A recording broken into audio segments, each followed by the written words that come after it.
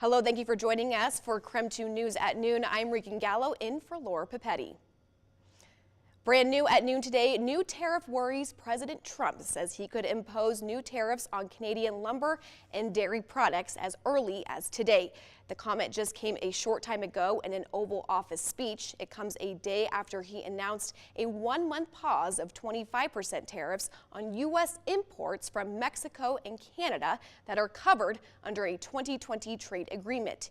Even with a tariff pause on many goods from Canada and Mexico, uncertainty still looms over industries from agriculture to auto.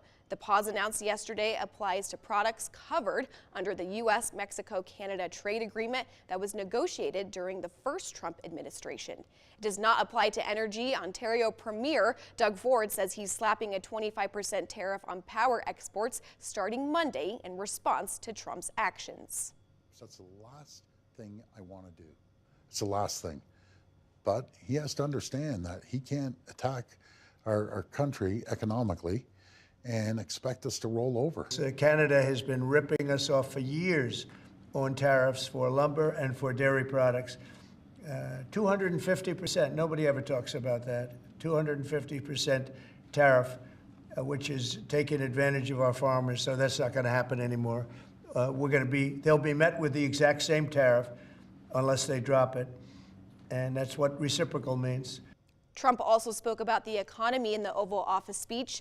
U.S. employers added 151,000 jobs last month, up from 125,000 in January. The unemployment rate rose slightly to 4.1%.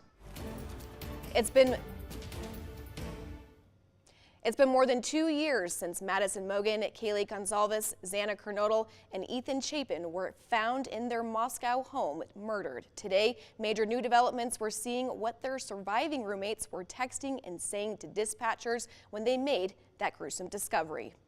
The prosecution wants to use these messages as evidence in Brian Kohberger's upcoming trial. KREM 2's Connor McAvoy has been combing through the documents and spoke to a lawyer on what this evidence means for the upcoming trial. The text messages revealed in newly released court documents are between two surviving roommates identified by their initials DM and BF. They begin at around 4:22 a.m. the morning of the murders.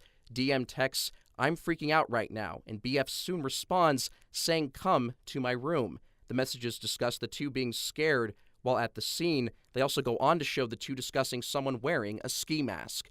Their statements outside of court, the prosecution argues, is an example of what attorney Chris Bugbee says is known as a present tense impression. The prosecution is arguing the texts outline a timeline of events the night of the murders and should be admitted as evidence in the case. An observation that a witness was making outside of court, but during the time that they're observing whatever it is that they are describing. Bugbee is a criminal justice attorney in Spokane and practices in Washington and Idaho. He's not connected to this case, but agreed to talk to us to provide some analysis. He says this would not make the text messages hearsay and would be taken into evidence. Court documents also show Kohberger's defense team arguing against the death penalty if he is found guilty.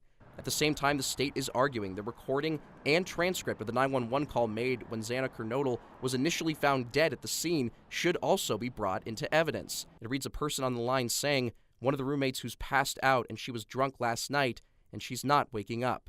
The transcript goes on to read, "They saw some man in their house last night." Yeah. Judge John Judge in Latah County ruled the recording can be used as evidence before the trial was relocated to Ada County.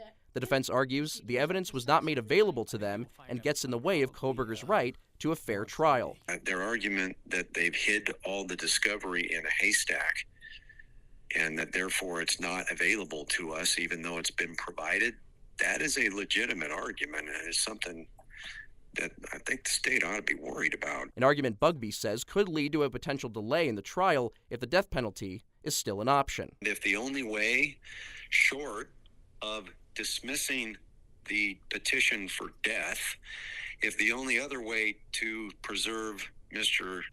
Kohberger's rights is to give the defense more time, you may see another continuance. Well, it looks like the sun is shining, and that makes me excited. Thomas Patrick, what is expected to be as people start their weekends? Yeah, good afternoon, Regan. And this weekend is going to be a beautiful spring weekend, though an early spring weekend, because let's face it, the morning temperatures can always be pretty cold, not just in March, but oftentimes in April as well. But right now, we've got beautiful blue skies overhead, and our temperatures mid-40s, which is about where it's been the last 2 days here. So we're probably on our way to about 50 degrees or low 50s for this afternoon, thanks to a whole bunch of sunshine. Maybe a little bit too cool to just eat outside like a lunch break, but it's definitely more than warm enough for an afternoon jog or even a walk around the park with the dog. It is looking amazing out there. Now, a little extra cloud cover will try to stream in over the weekend, but it's not going to slow down the temperatures. We are easily going to be in the 50s today, tomorrow, and on Sunday, we might even make a crack at 60 degrees. But coming up next week, that is when things turn not only cooler, but a lot wetter as well. So I'll be showing you that next weather system, which is just starting to get into our long-range forecast, and how that will affect our weather pattern come next week. That plus the latest details on when to see the lunar eclipse next week. So I'll have all of that coming up in just a few minutes. The fentanyl crisis is impacting people of all ages. This includes local teens. Yesterday, the Spokane Alliance for Fentanyl Education held its annual youth summit. About 250 teens attended the summit, learning how to stay safe and communicate with their peers on the dangers of drug use. The importance to me is that I've had family who has been affected by drugs and stuff like that, and so I want to give students the opportunity to feel like they have someone who can come and help them and give them the support that they need. You can learn more on resources and events offered by SAFE at the website at the bottom of your screen. That's a look at this morning's top stories. A SpaceX rocket broke apart during a test flight last night, sending debris spewing into the air. It forced a temporary halt to flights at 2 South Florida airports. This is the second time in 2 months something like this has happened to a SpaceX rocket. It's a setback for efforts to put people back on the moon. It was the 8th test flight of the world's largest and most powerful rocket, but it didn't get too far after lifting off from Boca Chica, Texas. SpaceX said the vehicle experienced a rapid, unscheduled disassembly. That's when people saw the spectacular show of debris in the sky. The company has to put together a string of successful flights to convince NASA it's reliable enough and safe enough to put astronauts on board. And how long that's going to take is anybody's guess.